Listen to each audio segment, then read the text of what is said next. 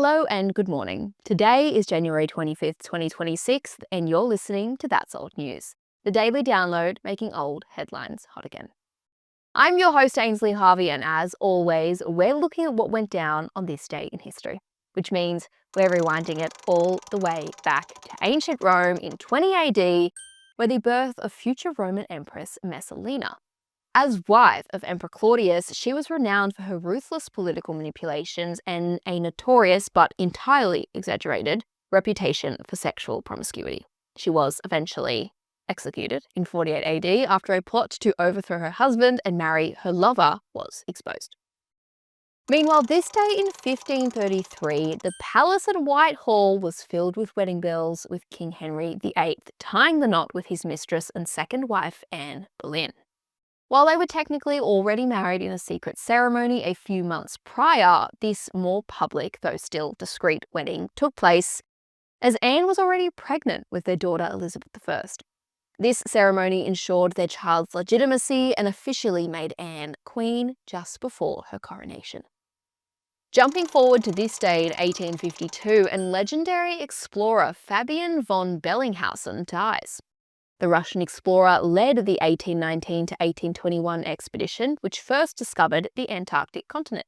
From death to birth on this day in 1882, which saw Virginia Woolf enter the world in London. A pioneering English modernist writer, she challenged literary conventions, becoming profoundly influential in modern literature and feminist criticism. Jumping forward to one of my favourite stories in human history, on this day in 1890, with journalist Nellie Bly undertaking a daring worldwide journey.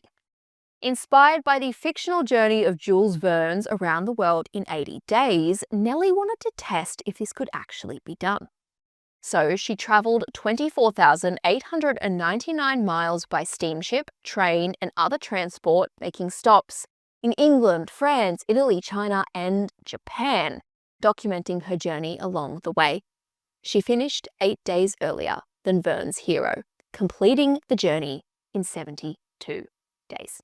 She published her travels in a book, becoming a global celebrity and publishing for her New York World newspaper. Meanwhile, on this day in 1939, the news came to Columbia University that Austrian scientists had discovered that the uranium atom could be split, resulting in the first nuclear fission experiment in the US in the basement of Columbia by a team including Enrico Fermi. Those present noted, "We believe we have observed a new phenomenon of far-reaching consequences." Those consequences, of course, were the door to nuclear energy and the atomic bomb being cracked wide open. Jumping forward to this day in 1947, and we say RIP to Al Capone, the American gangster dying of a stroke complicated by pneumonia after suffering from late-stage syphilis at age 48. Yikes. Lastly, happy birthday to Volodymyr Zelensky, who was born on this day in 1978. The Ukrainian actor and comedian won the 2019 presidential election in Ukraine, scoring a record 73.2% of the popular vote with no prior political experience. And that's old news from this day in history. I'm Ainsley Harvey, and we'll see you right back here tomorrow.